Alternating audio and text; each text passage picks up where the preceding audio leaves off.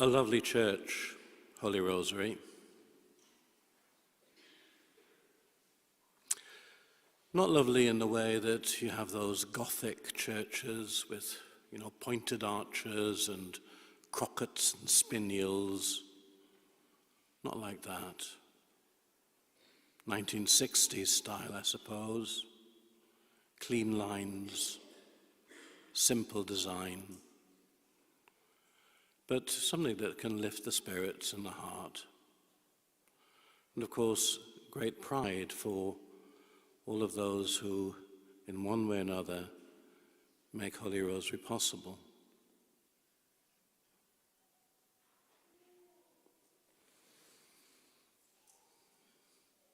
Not one brick of Holy Rosary now stands upon another. Not one. The site is cleared. I'm talking about Holy Rosary Church in Gateshead. Similar sort of age to this one. Similar sort of size, I suppose. But some time ago, with the diminishing numbers and rising costs, the parishioners realized it couldn't go on. And they sold the church. And they were going to use the money to refurbish the presbytery and fit it out with rooms so that they could have Mass in the house. Just a small community. But within a very short time of them having sold the church, there was an arson attack and the church was burnt down. And what was left of it had to be demolished. So if you go there to the site now, there's the house, but of the church, nothing. Nothing. Of course, a great upset to the people who had given so much of their lives to the construction of such a church, and for whom it had been a place of special importance. In the Gospel today, Jesus talks about the temple and says not one stone will be left standing on another. All these beautiful things that you admire, it will all go. And the temple to this day is no more. All you see is, the platform on which it once stood. It must have been like an emotional earthquake for the people when 40 years after Jesus talking about its destruction, it actually happened. I suppose it's to make us think about in what do we place our security? What is our true spiritual home? I was brought up in a generation when if you went on holiday and you were going to be away for the Sunday, what you did was it was the first thing you did when you arrived. You found out where the nearest Catholic church was, and you had to know what time the Mass was going to be. And when you went back home, there'd be an investigation. Did you find it? And it didn't matter whether it was a magnificent church or whether Mass was being celebrated in a pub. And yes, I've been to Masses in pubs, perhaps you have, where they didn't yet have a church, or perhaps some kind of club or sports hall. But the point was that you didn't say when you went on holiday, from my point of view, it was, this is not St. Robert's, Fenham, my home parish, so therefore I won't go to Mass. It has to be in that church, otherwise it's just not good enough.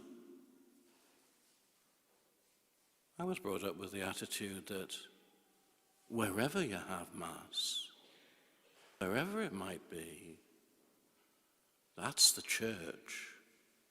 That's what really counts. And while it's lovely to have buildings, and they mean a great deal to us, I don't underestimate that. It's a significant place in our lives. It helps us in our worship, and it helps us to root ourselves in our spiritual lives. Yet, as Jesus himself said last Sunday in the Gospel, when he talks about knock down this temple and in 3 days I will raise it up again, and St. John tells us he was talking of the temple which is his body. We're supposed to think of where the true house of God is. It is within. It is among us as we gather. That's the most important thing. Now, it might be going through your head, what's he trying to tell us? Is he saying something about Holy Rosary here in Billingham? He's not.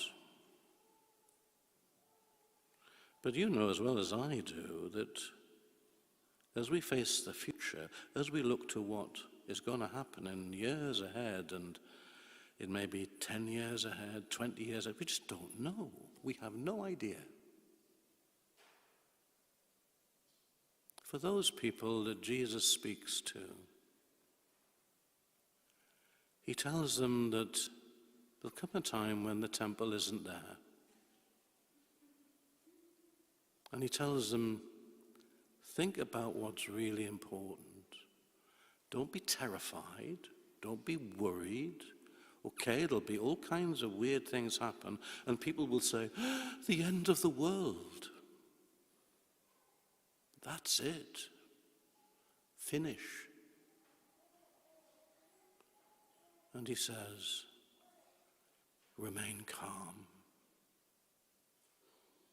It will be your opportunity to bear witness. It's really interesting. I remember Bishop Owen Swindlehurst talking about our parish churches a long time ago now, but even then, everybody, as we thought about what was going to happen in the future, we were all considering what might come about.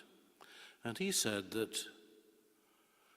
one of the disadvantages of our success in the building of our parishes has been that we call all of these buildings the parish church.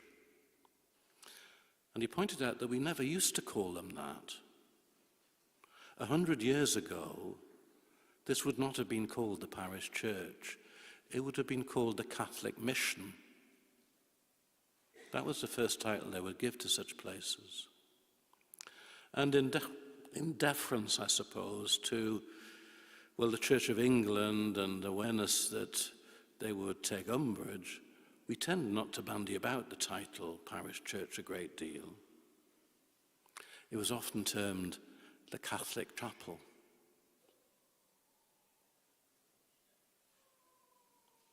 The last church I was in, the last parish church I was in Jarrow, its address, Chapel Road. Still called Chapel Road, even though it's the biggest church in the town. Chapel. Because it's to make us think about what we're about. What we're truly about is the opportunity to bear witness, to be mission, to be people who take the gospel message to others, and to recognize that in our gathering, in our family, that's what makes the church. As I say, it's not that churches aren't important to us, and they have an effect upon us in so many ways, and that is to be valued and recognized and celebrated. But we must understand the heart of it. The house of God, it's in you. The church, it's you and me.